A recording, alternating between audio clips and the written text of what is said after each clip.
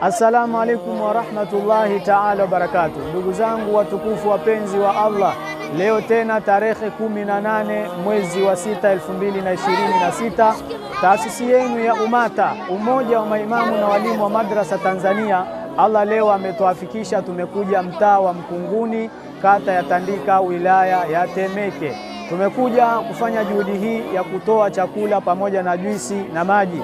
Hii ni juhudi ambayo kwamba inafanywa na taasisi yenu ya Umata kila siku ya Mungu. Wewe ambaye unafuatilia juhudi hii ndugu yangu Muislamu, sio ya mtu mmoja. Hii juhudi ni ya sote. Wewe ambaye Allah amekujalia kipato, toa kwa ajili ya kuwawezesha wale ambao ni wahitaji.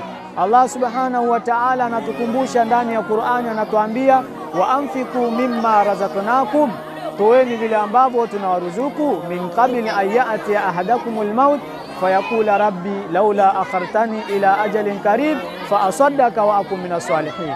Ubora ulioje ndani ya maneno haya matukufu ya Allah subhanahu wa ta'ala katika jambo hili la kutoa sadaka. Kwa hiyo ndugu yangu Muislamu, tuchukue haya maneno ya Allah subhanahu wa ta'ala anayetuhimiza tutoe kwa ajili ya kuwawezesha wale ambao ni wahitaji.